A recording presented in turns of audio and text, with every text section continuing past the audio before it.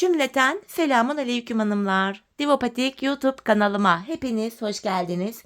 Bugün birlikte dikişsiz dikiş çok tatlı çok şık babet patik yapacağız.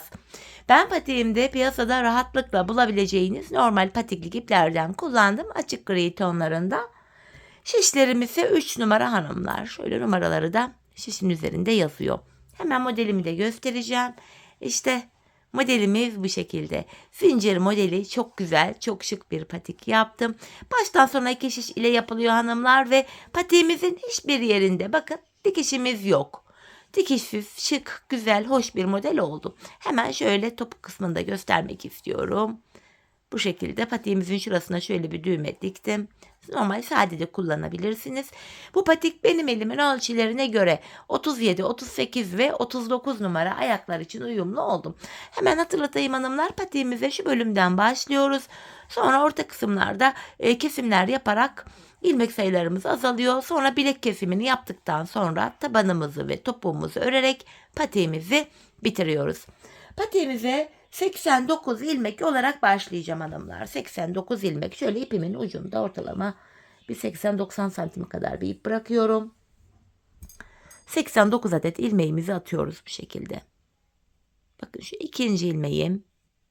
Şu 3, 4, 5, 6. 6 ilmeğimizi attık. Bu şekilde 89 ilmeğimizi atalım gelelim.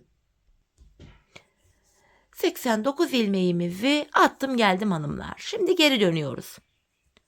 Bu aşamada ilmeklerimizi haroş olacak şekilde bir sıra öreceğiz hanımlar. Yani kenar ilmeğimi örmeden alıyorum. Şu ipimiz hanımlar kalan ip beklesin. Taban yapımında yine aynı ipi kullanacağız. İlmeklerimi haroşa yani bu sıramızda düz olarak örüyoruz. Hepsini. Sıra sonuna kadar ilmeklerimizi bu şekilde düz olarak örelim gelelim hanımlar. İlmeklerimi sıra sonuna kadar düz olarak ördüm hanımlar. Şimdi geri dönüyorum. Bu aşamada artık bu zincir modelimizi yapacağız. Patiğimizin şu kenarlarında 24'er ilmek haroşamız var. Ortadaki 41 ilmek üzerinden de zincir modelini yapacağız. Bu aşamada hanımlar hemen şöyle ayraçlarımı aldım. İlmeklerimizi ayıralım ki modeli rahat kurabilelim. Ayracınız yoksa aralara iple takabilirsiniz. Sayalım, buradan 24 ilmek ayıracağız. 4, 8, 12, 16, 20, 24. Hemen ayracımın birini buraya takıyorum. Şöyle 24 ilmek ayırdık buradan. Hani haroşalı bölümlerde ikide bir ilmekleri saymayalım diye bu şekilde ayırıyoruz. Şimdi de diğer kenardan 24 ilmek ayıracağız. Diğer tarafın haroşaları için. 4, 8, 12, 16, 20, 24. Diğer ayracımı da buraya takıyorum. Şöyle. Bu kenarlardaki 24'er ilmek her defasında haroşa olarak örülecek. Şimdi kenardaki 24 haroşamızı öreceğiz hanımlar. Saymaya gerek yok. Zaten ayracımızla ayırdık o bölümü. İşaretli yere kadar olan ilmeklerimi haroşa olarak öreceğim. Model bitene kadar buralar haroşa olarak örülecek çünkü.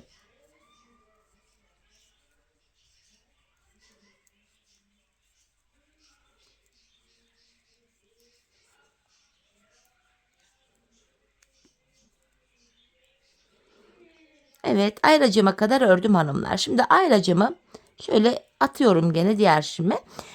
Bu zincir modelimizi yapacağız hanımlar. Zincir modelimiz 4 sıradan oluşuyor. Ön yüzde birinci sırasındayız. Bu ilk ilmeğimi hanımlar 24 haroşamı ördükten sonra ilk ilmeğimi örerken ipimi şişime 3 kere dolayacağım. 1, 2, 3. 3 kere dolayıp ilmeğimi normal örüyorum. Burada maksat ilmeklerin boyunu uzatmak. Şimdi araya bakın şu zincirimizi yaptık. Arada 3 tane düz ilmek örüyorum. 1, 2, 3. Yeniden sıradaki ilmeğimi ipimi şişime 3 kere dolayarak örüyorum. Bakın. İkinci zincirimi yaptım. Araya 3 ilmek düz örüyorum. 1, 2, 3. Her 3 ilmekte bir zincirimizi yapıyoruz. Yeniden bu ilmeğimi de yine ipimi şişime 3 kere dolayarak örüyorum. Yanına 3 ilmek düz örüyorum. Tekrardan sıradaki ilmeğimi ipimi şişime 3 kere dolayarak örüyorum. Yanına 3 ilmek düz örüyorum. Her 3 ilmekte bir ipimizi şişimize 3 kere dolayarak örüyoruz. Yine ipimi şişime 3 kere dolayarak ördüm. 3 ilmek düz örüyorum yanına. Tekrar ipimi şişime 3 kere dolayarak örüyorum. Yanına 3 ilmek düz örüyorum. Tekrar ipimi şişime 3 kere dolayarak ördüm. Yanına 3 tane düz örüyorum. Tekrar ipimi şişime 3 kere dolayarak örüyorum. 3 ilmek düz örüyorum. Yeniden ipimi şişime 3 kere dolayarak örüyorum. 3 ilmek düz örüyorum. Yine sıradaki ilmeğimi ipimi şişime 3 kere dolayarak ördüm. 3 ilmek düz ördüm. Ayracıma 1 ilmek kaldı. Buradaki sonuncu ilmeğimi de yine ipimi şişime 3 kere dolayarak ördüm. Ayracımız sağ şişime alıyorum. Şişimizde kalan 24 ilmeğimizi hanımlar sıra sonuna kadar haroşa olarak örüyoruz. Bu haroşalar dediğim gibi model bitene kadar haroşa olarak örülüyor. Sağ ve sol kenardaki 24'er ilmeğimiz. Sıra sonuna kadar örüyorum.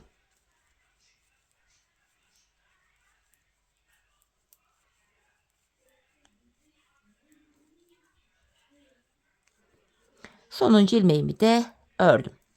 Şimdi geri dönüyoruz hanımlar. Arka yüzdeyiz. Yine kenardaki 24 haroşamızı öreceğim. İşaretleyerek kadar örüyorum.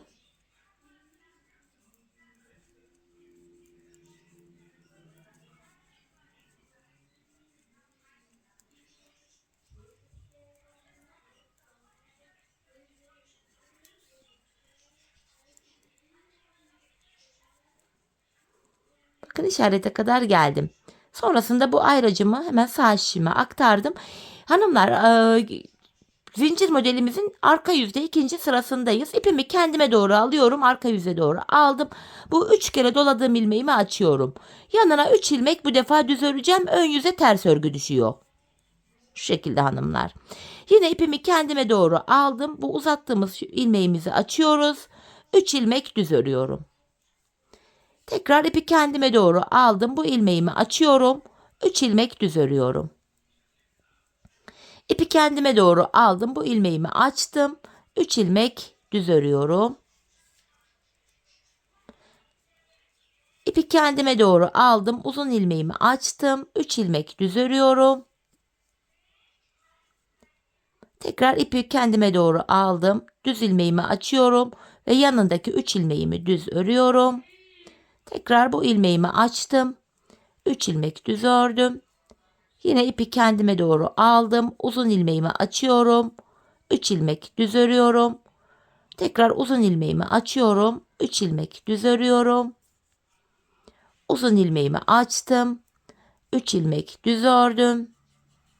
Ve buradaki son uzun ilmeğimi de bakın ipim benden tarafta açıyorum.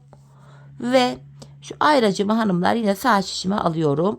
Kenardaki 24 ilmeğimizi sıra sonuna kadar haroşa örelim gelelim. Sıra sonuna kadar ördüm hanımlar ilmeklerimi. Şimdi geri dönüyoruz. Ön yüzdeyiz. Zincir modelimizde 3. sıramızı yapacağız. Bu sıramızda hanımlar kenar ilmeğimi örmeden alıyorum. Yine işaretli yere kadar kenardaki 24 ilmek haroşamızı örüp gelelim. Evet hanımlar işaretli yere kadar olan haroşalarımı ördüm. İşte bu ayracımı sağ tarafa alıyorum. Modelimizde 3. sırayı yapıyoruz. Bu defa ipim karşı tarafta. Uzun ilmeğimi örmeden alıyorum. Aradaki 3 ilmeğimi ters örüyorum. Uzun ilmeğimi bakın ipim karşıda örmeden alıyorum. Aradaki 3 ilmeğimi ters örüyorum. Uzun ilmeğimi örmeden alıyorum. Aradaki 3 ilmeğimi ters örüyorum. Uzun ilmeğimi örmeden alıyorum. Aradaki 3 ilmeğimi ters örüyorum. Uzun ilmeğimi örmeden alıyorum. Aradaki 3 ilmeğimi ters örüyorum. Uzun ilmeğimi örmeden aldım. 3 ilmek ters örüyorum. Uzun ilmeği örmeden aldım. 3 ilmek ters örüyorum. Uzun ilmeğimizi örmeden alıyoruz. Aralardaki 3'er ilmeğimizi ters olarak örüyoruz. Zincir modelimizin 3. sırası. Tekrar bakın uzun ilmeğimi örmeden aldım. Kenardaki 24 haroşamıza geldik. Sıra sonuna kadar haroşalarımızı örelim gelelim hanımlar. Sıra sonuna kadar haroşalarımı ördüm, geri dönüyorum. Arka yüzdeyim. Arka yüzde de hanımlar yine kenar ilmeğimi örmeden alıyorum. İşaretli, mavi işaretli olan yere kadar 24 haroşamızı yine örelim, gelelim. Evet hanımlar, haroşalarımı ördüm, geldim. Ayracımı, saat şişimi alıyorum. Modelde, zincir modelimizde arka yüzde 4. sıradayız. İpi kendime doğru alıyorum. Uzun ilmeğimi örmeden alıyorum. Aradaki 3 ilmeğimi düz örüyorum. İpi kendime doğru aldım. Uzun ilmeğimi örmeden alıyorum. Aradaki 3 ilmeği düz örüyorum. Yine ipi kendime doğru aldım. Uzun ilmeğimi örmeden alıyorum. Aradaki 3 ilmeğimi düz örüyorum. Tekrar ip kendimden tarafta, uzun ilmeği örmeden aldım. Araya 3 ilmek düz örüyorum. Zincir modelimizin 4. sırasını bu şekilde yapıyoruz hanımlar. Bakın yine uzun ilmeği örmeden alıyorum. Araya 3 ilmek düz örüyorum. Zincir modeli, desenimi, uzun ilmeğimi örmeden alıyorum. 3 ilmek düz örüyorum. Bu şekilde modelimizi yapıyoruz.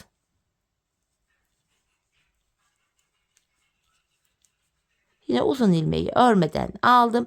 Ayracımı, sağ şişime alıyorum. Hanımlar, sıra sonuna kadar bu 24 haroşamızı örelim, gelelim. Sıra sonuna kadar ördüm, geri dönüyorum. Ön yüzdeyiz. Yine kenardaki 24 haroşamızı işaretli yere kadar örelim, gelelim hanımlar. Evet hanımlar, haroşalarımı ördüm. Ayracımı yine sağ şişime alıyorum. Bu defa 4 sıradan oluşan ikinci zincir modelini yapacağız. İlk modeli nasıl yaptıysak ikinciyi de aynı şekilde yapacağız. Bu uzun ilmeğimi hanımlar bakın örüyorum. Yine ipimi şişime 3 kere dolayarak örüyorum. Şöyle uzun ilmeğimi ipimi şişime 3 kere dolayarak örüyorum. Aradaki 3 ilmeğimi düz örüyorum. Zincir modelimizde ikinci modelimizin 1. sırası. Uzun ilmeğimi ipimi şişime 3 kere dolayarak örüyorum. Aradaki 3 ilmeğimi düz örüyorum. Uzun ilmeğimi ipimi şişime 3 kere dolayarak örüyorum. Araya 3 ilmek düz örüyorum. Yine uzun ilmeğimi ipimi şişime 3 kere dolayarak örüyorum. Arada 3 ilmek düz. Bu şekilde hanımlar. İkinci zincir modeline geldik. İkinci modelimizin 1. sırası. Her 4 sırada bir zincir modelini yapıyoruz. Araya 3 ilmek düz ördüm. Tekrardan bakın burada uzun ilmeğim var. Bu uzun ilmeğimi ipimi şişime 3 kere dolayarak örüyorum. Araya 3 ilmek düz örüyorum. Bu şekilde.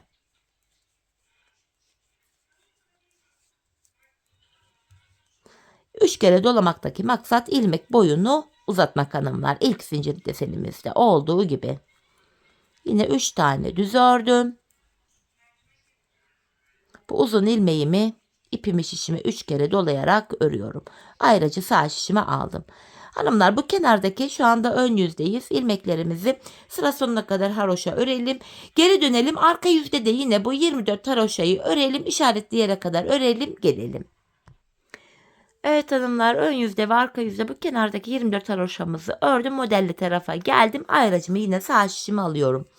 Şimdi arka yüzde zincir desenimizde 2. sıradayız. İpi kendime doğru alıyorum. Bu 3 doladığım ilmeğimi açıyorum. Bakın ilmeğimi uzattım. Yanına 3 ilmek düz örüyorum. İpi yine kendime doğru aldım. Uzun ilmeğimi açıyorum. 3 ilmek düz örüyorum. İpi kendime doğru aldım. Uzun ilmeğimi açtım. Yanına 3 ilmek düz örüyorum. Uzun ilmeğimi açıyorum. 3 ilmek düz örüyorum. Uzun ilmekleri açarken ip arka yüzde, yani bizden tarafta olacak. Kendimden tarafa aldım. Uzun ilmeğimizi açıyoruz. 3 ilmek düz örüyoruz. İkinci sırasını modelimizin bu şekilde örüyoruz hanımlar. Uzun ön yüzde yaptığımız uzun ilmekleri arka yüzde açıyoruz. Aralara 3 ilmek düz örüyoruz.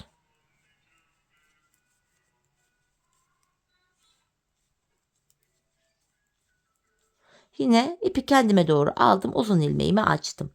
24 haroşamıza geldik. Hanımlar, şu an arka yüzdeyiz. Arka yüzde 24 haroşamızı örelim. Tekrar ön yüze döndüğümüzde yine bu işaretli yere kadar 24 haroşamızı örelim. Modelli tarafta buluşalım. Evet hanımlar, arka yüzde ve ön yüzde 24 haroşamı ördüm. Ayracımı alıyorum. Zincir desenimde şu an ön yüzde 3. sıradayım. Bu sırada yine uzun ilmeği örmeden alıyoruz. Aradaki 3 ilmeği ters örüyoruz hanımlar. İpim karşıda, uzun ilmeğimi örmeden alıyorum. Araya 3 ilmek ters örüyorum. İpim karşıda, uzun ilmeği örmeden alıyorum. 3 ilmek ters örüyorum. Uzun ilmeği örmeden alıyorum. 3 ilmek ters örüyorum. Uzun ilmeği örmeden alıyorum. 3 ilmek ters örüyorum. Uzun ilmeği örmeden alıyorum. 3 ilmek ters örüyorum. Yine uzun ilmeği örmeden aldım. 3 ilmek ters örüyorum. Uzun ilmeği örmeden aldım. 3 ilmek ters ördüm.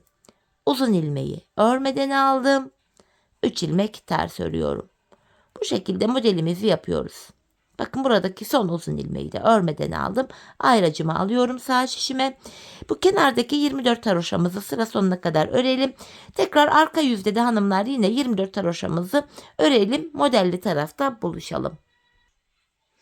Evet hanımlar, arka yüzdeyiz. 24 haroşamızı ördükten sonra ayracımı sağ şişime aldım. Zincir modelimizde 4. ve sonuncu sıramız. İpi kendime doğru alıyorum. Uzun ilmeği örmeden aldım.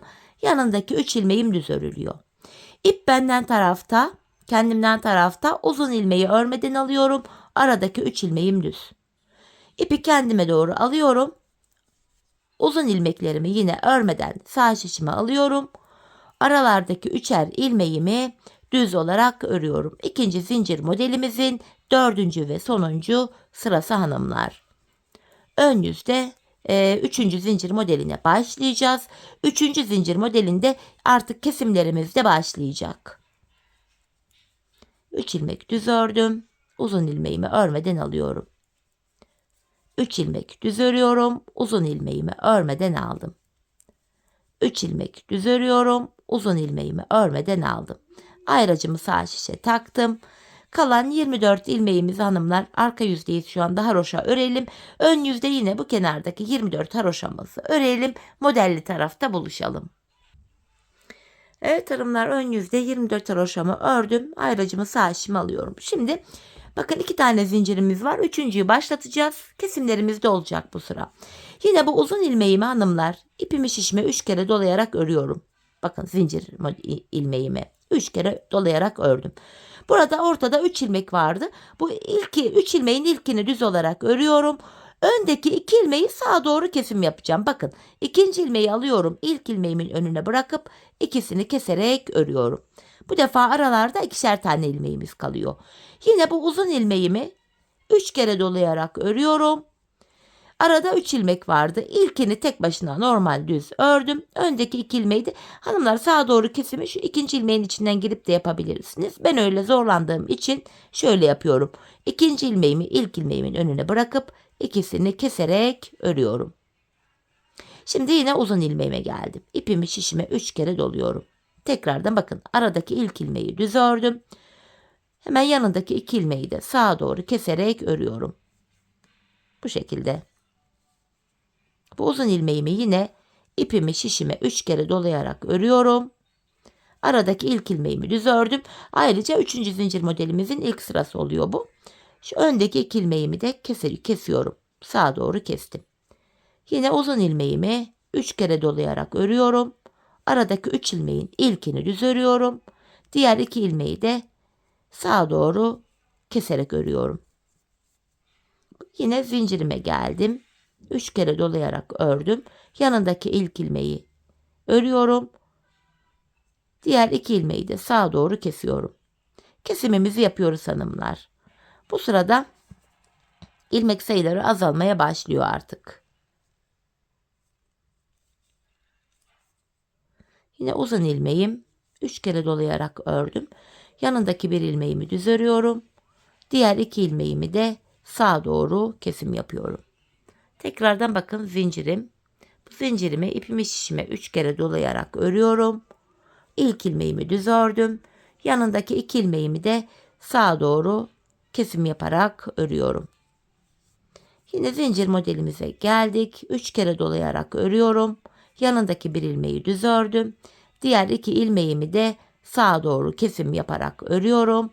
Bakın bu son uzun ilmeğime geldim. Bunu da yine son kez 3 kere dolayarak örüyorum. 3. zincir modelimizin ilk sırasını yaptık. Aynı zamanda ilmek sayılarımız da eksildi burada. Şimdi ayracımı yine sağ şişime alıyorum.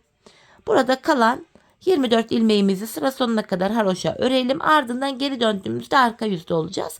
Arka yüzde de yine 24 haroşamızı örüp gelelim hanımlar. Evet hanımlar, ön yüzde ve arka yüzde ilmeklerimi haroşa olarak ördüm. Tekrar şimdi arka yüzde ayracımı sağ şişime alıyorum. Zincir modelimizde ikinci sıradayız. İpi kendime doğru alıyorum. Bakın şu uzun ilmeği açtım. Yanına bu defa 2 ilmek düz öreceğim. 2 tane düz. İpi kendime doğru alıyorum. Uzun ilmeği açıyorum. 2 ilmek düz örüyorum. Uzun ilmeğimi açıyorum. 2 ilmek düz örüyorum. İpi kendime doğru aldım. Uzun ilmeğimi açtım. 2 düz. Bu şekilde zincir modelimizin ikinci sırasını yapıyoruz.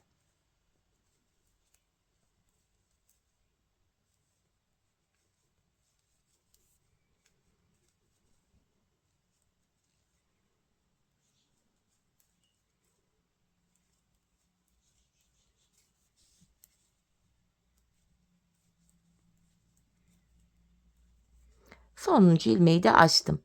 Bu ayracımı ve sağ şişimi alıyorum hanımlar. Kalan 24 ilmeğimizi şu an arka yüzdeyi sarhoş olarak örelim. Ön yüze dönelim. Ön yüzde yine 24 haroşa ilmeğimizi örüp gelelim. Evet hanımlar, ön yüzde kenardaki 24 haroşamı da ördüm. Geldim, ayracımı sağ şişime alıyorum.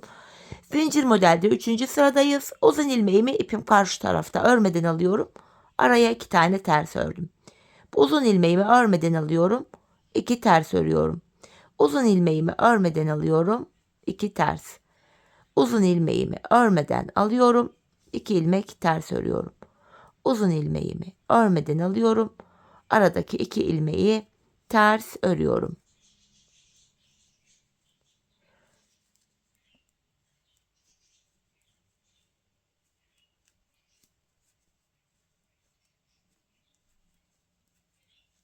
Bakın sonuncu uzun ilmeği de örmeden aldım. Ayrıca sağ şişe alıyorum. Kalan 24 haroşa ilmeğimizi örelim. Arka yüzde de yine haroşa ilmeklerimizi örelim. Modelli bölümde buluşalım. Evet hanımlar, arka yüzde 24 haroşamı ördüm. Modelli tarafa geldim. Ayrıca yine sağ şişimi alıyorum.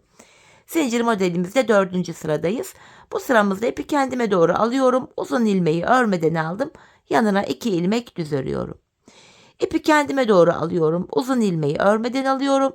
Yanındaki 2 ilmeği düz örüyorum. Bakın ip benden tarafta. Uzun ilmeği örmeden aldım. 2 ilmek düz örüyorum. Uzun ilmeği örmeden alıyoruz. Aradaki 2 ilmeği düz örüyoruz. Modelimizin 4. ve sonuncu sırasını bu şekilde örüyoruz. Her 4 sırada bir zincir modeli kuruluyor.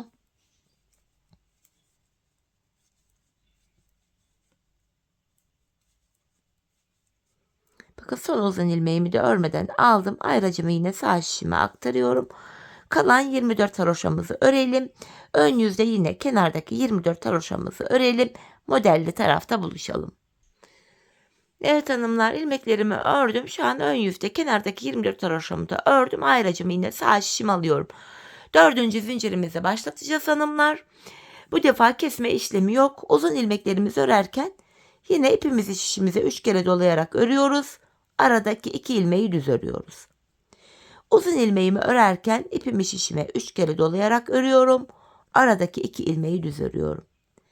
Uzun ilmeğimi ipimi şişime 3 kere dolayarak örüyorum. Araya 2 ilmek düz ördüm. Uzun ilmeğimi 3 kere dolayarak örüyorum. Araya 2 ilmek düz örüyoruz. Bu şekilde 4. zincirimizi yapıyoruz hanımlar.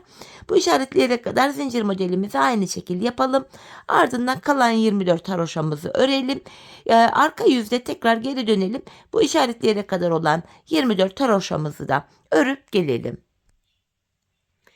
Evet hanımlar, şu an arka yüzdeyim. Kenardaki 24 haroşamı ördüm. Ayracımı sağ şişime alıyorum. Ön yüzde zincir modelinin 1. sırasını yapmıştık. Şu an arka yüzde 2. sırasındayız. İpi kendime doğru alıyorum. Bu ilmeğimi açıyorum. Yanına 2 ilmek düz örüyorum. İpi kendime doğru aldım. 3 doladığım ilmeği açıyorum. Yanına 2 ilmek düz örüyorum. İpi kendime doğru alıyorum. Uzun ilmeğimi açıyorum. Yanına 2 ilmek düz örüyorum. İpi kendime doğru alıp uzun ilmeğimi açıyorum. 2 ilmek düz örüyorum. Bu şekilde zincir modelinin ikinci sırasını yapacağız hanımlar. Bu işaretleyene kadar modelimizi aynı şekilde yapalım. Kalan 24 haroşamızı örelim. Ardından ön yüzde yine 24 haroşamızı örelim. Modelde buluşalım. Evet hanımlar, ön yüzdeyiz. Kenardaki 24 haroşamı ördüm. Bakın ayrıca yine sağ şişimi alıyorum. Zincir modelimizin 3. sırası bu. Uzun ilmeği örmeden alıyorum. 2 ilmek düz örüyorum. İpim karşıda. Uzun ilmeği örmeden alıyorum. 2 ilmek düz örüyorum. Uzun ilmeği örmeden alıyorum. Pardon, aralardaki ikişer ilmeği ters örüyoruz. 2 ilmek ters örüyorum. Uzun ilmeği örmeden alıyorum. Yanındaki 2 ilmeği ters örüyoruz. Zincir modelinin 3. sırasını hanımlar bu şekilde yapıyoruz. İşaretleyerek kadar modelimizi yapalım. Ardından 24 haroşamızı örelim. Arka yüzde yine tekrar 24 haroşamızı örelim. Modelde buluşalım. Evet hanımlar, arka yüzdeyim. 24 haroşamı ördüm. Ayracımı sağ şişime alıyorum. Zincir modelimizin 4. ve sonuncu sırası. İpi kendime doğru alıyorum. Uzun ilmeği örmeden aldım. 2 ilmek düz. İpi kendime doğru alıyorum. Uzun ilmeği örmeden aldım. 2 ilmek düz örüyorum. Ön yüze ters düşüyor bu düz ilmekler. Yine ip benden tarafta, uzun ilmeği örmeden aldım. 2 ilmek düz örüyorum. Bu şekilde modelimizin 4. sırasını işaretleyerek kadar yapalım. Kalan 24 haroşamızı arka yüzdeyiz şu anda. Haroşa örelim. Ön yüzde yine 24 haroşamızı örüp gelelim hanımlar. Evet hanımlar, yeniden ön yüzdeyiz. 24 haroşamı ördüm. Ayracı sağ tarafa alıyorum. 5. zinciri yapacağız. Bu sıramızda yine kesimlerimiz olacak hanımlar. Öncelikle yine uzun ilmeğimi örerken ipimi şişime 3 kere dolayarak örüyorum. Şimdi burada 2 tane ilmeğim var. Bu 2 ilmeğimi sağa doğru kesim yapacağım. İkinci ilmeğimi ilkin önüne getiriyorum. İkisini birlikte keserek örüyorum. Bu uzun ilmeğimi yine 3 kere dolayarak ördüm. Aradaki 2 tane ilmeğim var. Bunu kesiyorum. Sağa doğru kesim yapıyorum hanımlar. Şöyle. Tekrar bu uzun ilmeğime geldim. 3 kere dolayarak örüyorum. Şu aradaki 2 ilmeğimi sağa doğru kesim yapıyorum. Uzun ilmeğimi 3 kere dolayarak örüyorum. Aradaki 2 ilmeğimi kesim yapıyorum. Şöyle kaçırdım. Yakalayayım yeniden. Burada hanımlar arada 2 ilmek vardı. Bu aradaki 2 ilmek bir ilmeğe düşüyor. Böylece arada bir ilmeğimiz oluyor. Evet, ilmeğimi yakaladım. Tekrardan şöyle sağa doğru kesim yapacağız hanımlar. Şöyle ikinci ilmeğimi ilkin önüne getirip şöyle ikisini birlikte keserek örüyoruz. Yine uzun ilmeğimi örerken 3 kere dolayarak örüyorum. Tekrar bu öndeki 2 ilmeği şöyle sağa doğru kesim yaparak örüyorum. Uzun ilmeği 3 kere dolayarak örüyorum. Devam edelim. Yine aradaki 2 ilmeğimi kesiyorum. Uzun ilmeğimi 3 kere dolayarak örüyorum. Yine kesimimi yaptım. Bu uzun ilmeğimi 3 kere dolayarak örüyorum. İlmek sayılarımız yine azaldı. Tekrar uzun ilmeğimi 3 kere dolayarak ördüm. Aradaki bu 2 ilmeği kesiyorum. Bakın yine uzun ilmeğimdeyim. 3 kere dolayarak ördüm. Aradaki 2 ilmeği kestim. Son bir uzun ilmeğim kaldı. Bunu da yine 3 kere dolayarak örüyorum. Ayrıca sağ şişimizi alıyoruz. Kalan 24 haroşamızı örelim. Arka yüzde de yine hanımlar 24 haroşamızı örelim. Modelde buluşalım. Arka yüzde 24 haroşamı yine ördüm. Ayrıca sağ şişimi alıyorum. Zincir modelinde 2. sıradayız. Yine ipimi kendime doğru aldım. Bu uzun ilmeği açıyorum.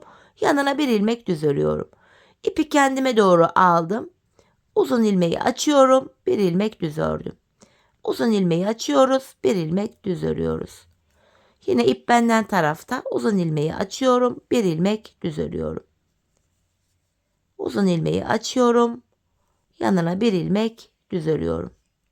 İlk başta uzun ilmekler arasında 3 ilmek vardı. Sonra kesim yaptık. 2 ilmek kaldı. Tekrar kesim yaptık ve uzun ilmeklerimiz arasında böylece birer ilmeğimiz kaldı.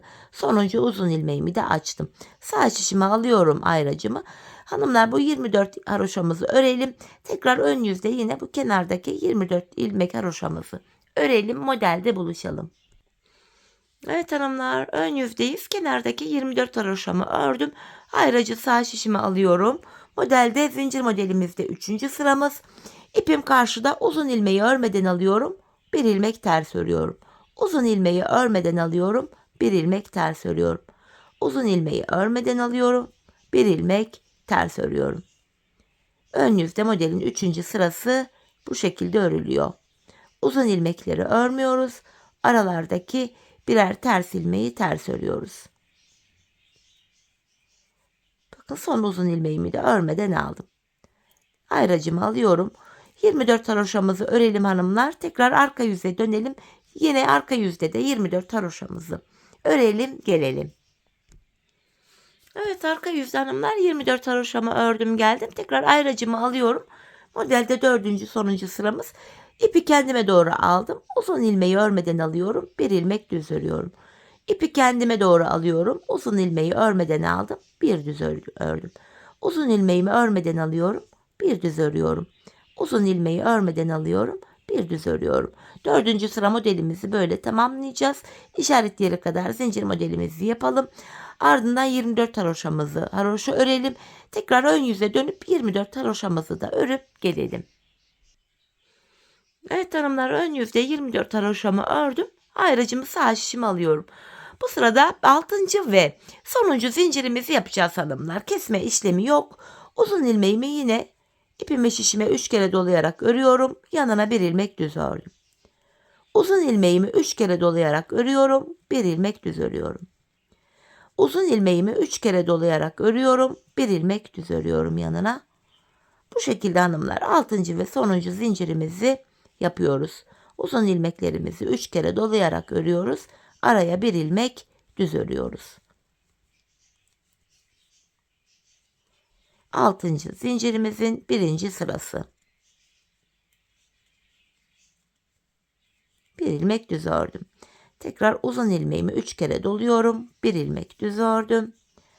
Uzun ilmeğimi 3 kere doladım. Bir düz ördüm. Sonuncu uzun ilmeğimi de yine 3 kere dolayarak örüyorum. Ve ayracımı sağ şişime aldım.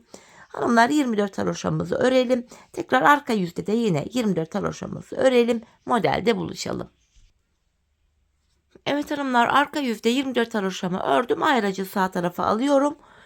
Zincir modelinin 2. sırası. İp benden tarafta, kendime doğru aldım. Uzun ilmeği açıyorum. Bir ilmek düz örüyorum. İpi kendime doğru aldım. Uzun ilmeği açtım. Bir ilmek düz örüyorum. İp benden tarafta, uzun ilmeği açıyorum. Bir ilmek düz örüyorum. Modelimizin 2. sırasını bu şekilde tamamlıyoruz. İpi kendime doğru alıyorum.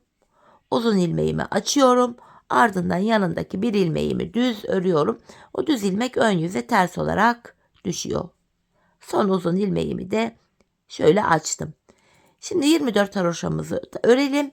Tekrar ön yüze kenardaki 24 haroşamızı örüp gelelim. Evet hanımlar, ön yüzdeyim. Kenardaki haroşalarımı ördüm. Ayracı sağ şişimi alıyorum. Modelde 3. sıramız. Yine uzun ilmeği örmeden alıyorum. Bir ilmek ters örüyorum. Uzun ilmeği örmeden alıyorum. Bir ters. Uzun ilmeği örmeden alıyorum. Bir tane ters. Uzun ilmeği örmeden alıyorum. Bir ilmek ters örüyorum. Modelimizin 3. sırasını ön yüzde bu şekilde yapıyoruz.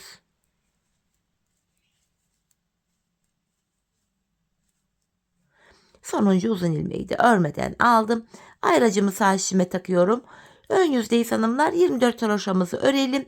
Arka yüzde yine tekrar 24 haroşamızı örelim. Modelde buluşalım. Evet hanımlar, arka yüzde 24 haroşamı ördüm. Yine ayracımı sağ tarafa alıyorum. Modelde 4. sıramız. İp benden tarafta, uzun ilmeği örmeden alıyorum. Bir ilmek düz örüyorum. İp benden tarafta, uzun ilmeği örmeden alıyorum. Bir ilmek düz örüyorum. Modelimizin sonuncu sırasını bu şekilde örüyoruz hanımlar. İpi kendimize doğru alıyoruz. Uzun ilmekleri örmeden sağ şişimizi alıyoruz ve yanına bir ilmek düz örüyoruz. Sonuncu uzun ilmeği de örmeden sağ şişime aldım. Şimdi kalan 24 haroşamızı örelim. Tekrar hanımlar ön yüzde 24 haroşamızı örelim. Modelde buluşalım. Evet hanımlar, ilmeklerimi haroşa ördüm. Yine ayracımı sağ şişime alıyorum. Bakın 6 tane zincirimiz oldu. Artık zincir modeli bitti. Son kez kesim yapacağız. Bakın burada bir zincir uzun ilmeğim var. Yanında da bir ters ilmeğim var. İkisini birlikte keserek örüyorum. Uzun ilmeğim ile yanındaki ilmek, ikisini keserek örüyorum. Uzun ilmeğim var. Yanında bir de ters ilmeğim var. İkisini birlikte örüyorum hanımlar. Burada da yine kesimimizi yapıyoruz. Uzun ilmek ile yanındaki ilmeğin ikisini birlikte örüyoruz. Bakın burada son bir uzun ilmeğim kaldı. Yanında ters ilmek yok. Bunu tek başına örüyorum. Ayracımı sağ şişime aldım. 24 haroşamızı örelim. Arka yüzde tekrar 24 haroşamızı örelim. Modelde buluşalım. Evet hanımlar, arka yüzde şu anda 24 haroşamı ördüm. Yine ayracı sağ tarafa alıyorum. Bu kesim yaptığımız ilmeklerimizi de haroşa yani düz olarak örüyoruz hanımlar bu defa. Bu aradaki ilmeklerin hepsini normal haroşa yani düz örüyoruz. Bu şekilde. Yine ayracımı sağ şişime alıyorum. 24 haroşamızı hanımlar örelim gelelim. Evet hanımlar, ilmeklerimi ördüm. Şu anda ön yüzdeyim. Ön yüzde hanımlar yapacağımız işlem şu. Ayraçlarımız yine burada kalsın. Çıkartmayalım. İlmeklerimizin hepsini sıra sonuna kadar haroşa yani düz olarak örelim gelelim. Sıra sonuna kadar ilmeklerimizi ördüm hanımlar haroşa olarak. Şimdi arka yüzdeyiz. Yine arka yüzde de bu işaretli yere kadar olan, bakın şuraya kadar olan 24 haroşamızı yine örüp gelelim. Evet hanımlar, 24 haroşamı ördüm. Bu aşamada artık bu ayracımı çıkarıyorum. Burada son kez kesimlerimizi yapacağız arka yüzde. Bakın ilk ilmeğimi örmeden aldım bu ilmeği. Öndeki iki ilmeği alıyorum. Yine sağa doğru kesim yapıyorum. Bakın ikinci ilmeği ilkinin önüne getirdim. İkisini keserek örüyorum. Bu örmeden aldığım ilmek bu kestiğim ilmeğin üzerinden atlatıp burada bırakıyorum. Bakın ilk kesimimizi yaptık. Şimdi yeniden bir tane ilmek örmeden aldım. Öndeki iki ilmeğimi yine sağa doğru kesim yapacağım. Yani ikinci ilmeğimi ilk ilmeğimin önüne getirip ikisini keserek örüyorum. Bu örmeden aldığım ilmeğimin içinden kestiğim ilmeğimi çıkarıyorum. Yine bir tane ilmek örmeden aldım. 2 ilmek örüyorum. Pardon, 2 ilmek örmüyoruz. Sağa doğru kesim yapıyoruz hanımlar. Bir tane ilmeğimizi örmeden alıyoruz. Şu öndeki 2 ilmeğimi sağa doğru kesim yapıyorum. Ve örmeden aldığım ilmeğin içinden kesim yaptığım ilmeği çıkarıyorum. Burada da yine bir tane ilmek örmeden aldım. Şimdi öndeki 2 ilmeği keseceğim hanımlar. Şöyle ayracımı çıkarttım. Diğer şişimden bir ilmek daha aldım. Şu öndeki 2 ilmeğimi kesiyorum. Ve bu örmeden aldığım ilmeğin içinden kestiğim ilmeği çıkarıyorum. Şimdi hanımlar, sıra sonuna kadar ilmeklerimizi haroşa örüp gelelim. Evet hanımlar, ilmeklerimi sıra sonuna kadar ördüm. Şimdi yapacağımız işlem şu. Artık kesme işlemimiz bitti. Yapacağımız işlem şu. Bir diş haroşa öreceğiz. İlmeklerimizi bu şekilde şu anda ön yüzdeyiz. Sıra sonuna kadar düz olarak örelim. Tekrar arka yüzde yine ilmeklerimizi düz örelim. Ön yüzde buluşalım. Evet hanımlar, ön yüzde ve arka yüzde ilmeklerimi haroşa olarak ördüm. Bir diş haroşamız oluştu. Artık ilmeklerimizi keseceğiz. Bu bilek bölümüne denk geldiği için hanımlar burası biraz esnek bir kesim yapalım. Patiğimizin ayağımız rahat girsin. Bu nedenle çok sıkarak kesmeyelim bu bölümü. İlmeklerimizi ikişer ikişer toplayarak kesiyoruz hanımlar. Bu şekilde bildiğiniz farklı kesim yöntemi varsa onu da kullanabilirsiniz. İlmeklerimizi sıra sonuna kadar keselim gelelim. Evet hanımlar, patiğimin bu bilek bölümünü kestim ve geldim. Patiğimizin üst bölümünü tamamladık. Şimdi bu tabanını yapacağız. Hanımlar, bu başlangıçta burada minik bir ipimiz kalmıştı. Gri ipimi buraya bağlayacağım şimdi. Patiğimize 89 ilmek olarak başlamıştım. 89 ilmek başladığım yerden 89 ilmek çıkaracağım. Bakın ipimin geldiği yere ilk girerek ilk ilmeğimi buradan şöyle çıkarıyorum.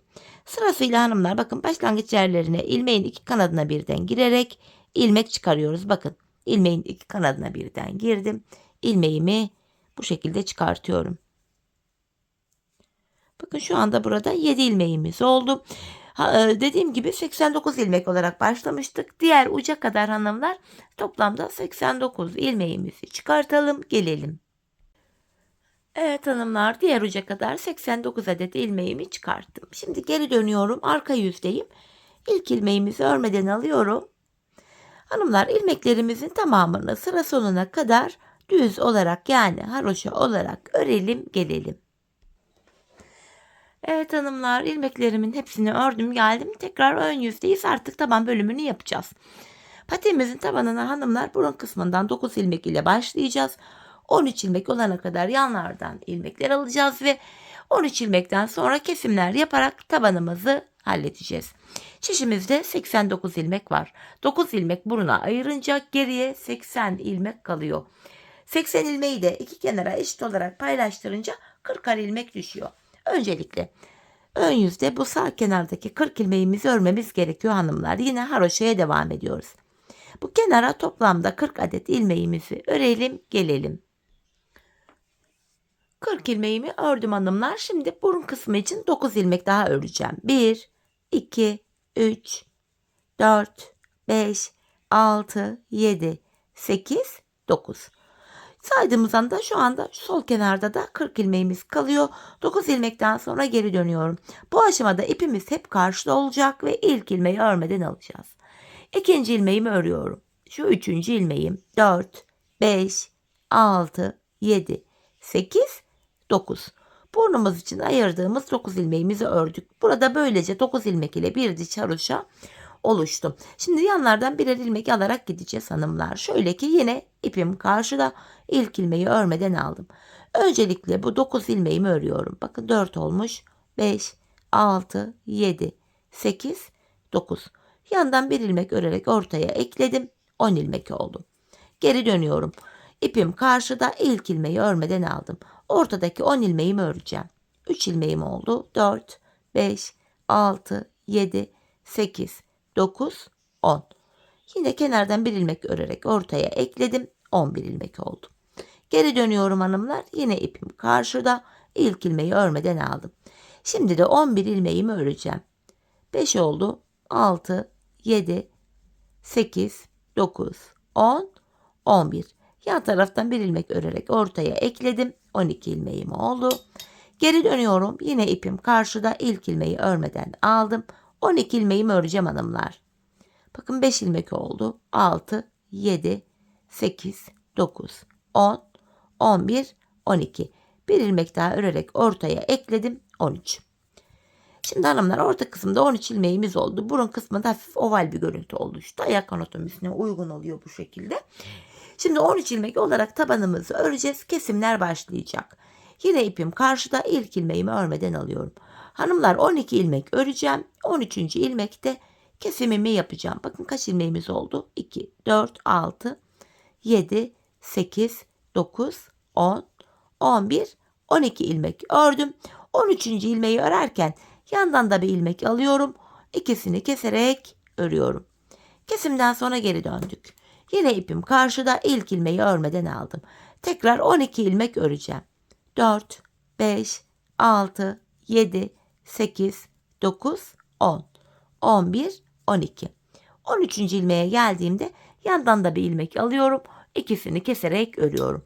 Kesimden sonra geri dönüyoruz hanımlar. Bu aşamada ilmekleri her defasında saymanın gereği yok. Şöyle ki bakın, bu taban ile yanlar arasında zaten ayrık bir görüntümüz var.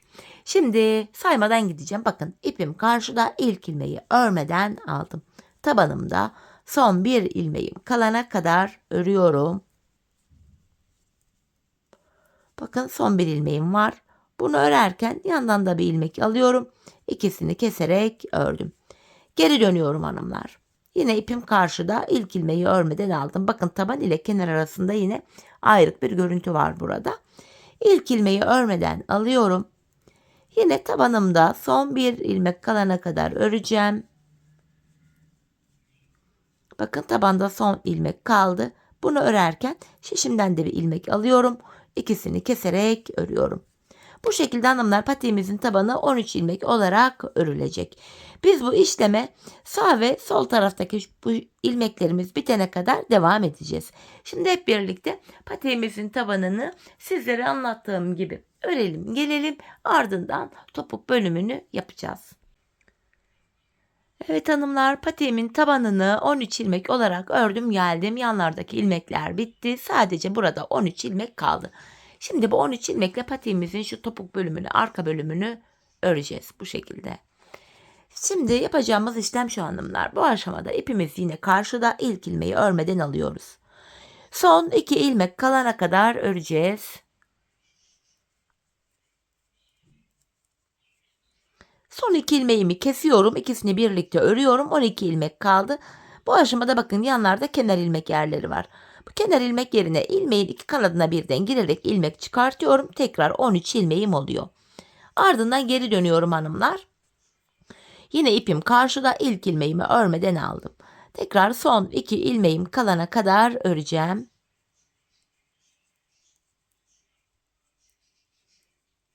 Son 2 ilmeğimi kesiyorum. Sağ kenarda ilmek çıkartırken geri dönüyorum. Ön yüzde çıkarıyorum. Bakın şuradan çıkaracağız ilk ilmeği, şu kenardan. Buradan çıkart, ilmeğin iki kanadına birden girerek buradan da şöyle bir ilmek çıkartıyorum. Bu şekilde hem patiğimizin arka bölümünü örmüş oluyoruz, hem de bu arkayı kenarlara eklemiş oluyoruz hanımlar. İlmeğimi çıkarttım. Şimdi tekrar son 2 ilmeğim kalana kadar öreceğim. Patiğimizin arkasında yapacağımız işlem bu hanımlar.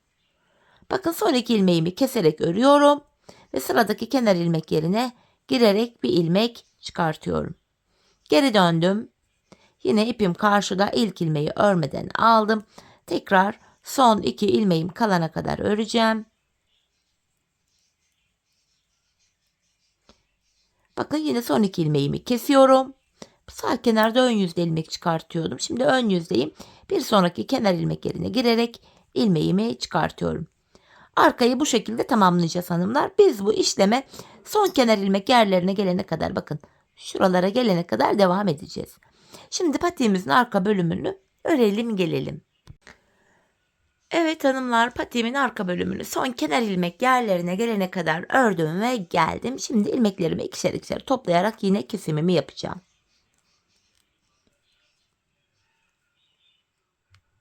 Şöyle güzel güzel kesiyoruz hanımlar, ikişer ikişer. Şurada bilek bölümünü yaptığımız ipimizin ucu vardı. Onu da gizleyerek götürelim.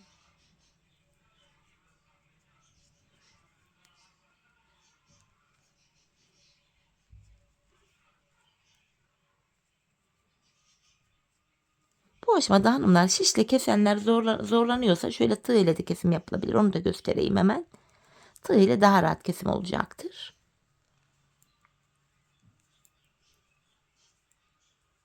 Son bir ilmeğim kaldı. Onu da kesiyorum. En son şu dibine batarak, burada tümsek bir görüntü oluşmasın diye patiğimin şu kenarını şöyle düzlüyorum. Buraya bir tane sıkı bir zincir çekip ipimi kesiyorum. Hemen ipimizin ucunu gizleyeyim hanımlar. Patiğimizin bu bölümlerini bitirdik. Örgülü bölümleri bitti. Bakın patiğimiz şöyle. Hemen topuğunu da göstereyim arkasını. Şu şekilde bakın.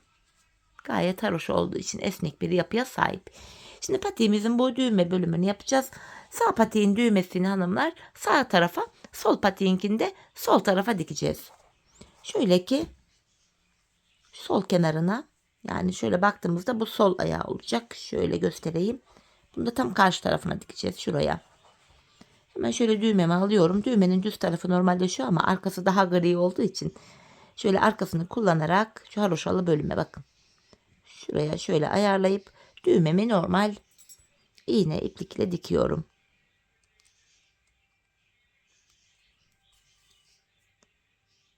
Bu şekilde düğmemizi dikeceğiz.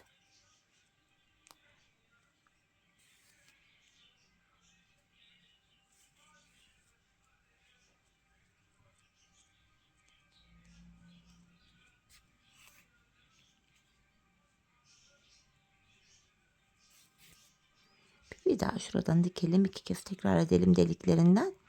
Evde hanımlar bir şeyden çıkan düğmeleri, böyle eski kıyafetlerden çıkan düğmeleri falan atmıyorum. Böyle kesiyorum, topluyorum. Lazım oluyor sonra böyle kullanıyoruz işte. Evet. Düğmemizi diktik. Hemen ipin ucunu arkaya düğümleyeyim. Şöyle iyice sıkılıyorum ve ipimi kesiyorum. Evet, şimdi de bu zincir bölümünü yapacağız hanımlar. Şu bölümü. Bunu da tam karşıdan tığım ile yapacağım hanımlar. Şöyle gri ipim ile, bakın şu haroşalı bölümden, şu kenarlardan şu araya şöyle girerek şöyle buraya normal bildiğiniz zincir çekeceğiz. Kaçırdım ipimi. Şöyle hanımlar, buraya ben toplamda 40 tane zincir çektim. Şu şekilde. Şu ikinci, üçüncü, 4, 5, 6, 7. Bu şekilde hanımlar 40 tane zincir çektim. Zincirimizi çekelim gelelim. Evet hanımlar, 40 tane zincirimi çektim. Zincir boyunu şöyle de ayarlayabilirsiniz. Düğmenin etrafından şöyle geçirince bakın bu şekilde ayarlayabilirsiniz, ayağınıza ölçüp. Şöyle. Tekrar zincirimi çektim. Yapacağım işlem şu, artık şu ipimin ucunu kesiyorum. Burada yapacağım işlem şu hanımlar. Tekrar aynı yere zincir çekmeye başladığım yer şurasıydı. Buraya tekrar aynı ipimin ucunu takıyorum. Diğer şu başlangıç ipimizin ucunu da şöyle arkaya doğru alacağım. Bu iki ucu şöyle birbirine düğümleyeceğim. Aynı yerden çıkartmışız. Şöyle bir yer değiştireyim de düğüm sağlam olsun. Evet. Bu iki ipin ucunu arkada birbirine düğümlüyorum. İpin ucu açıldığı için bir tuhaf oldu. Şöyle bir yuvarlayayım.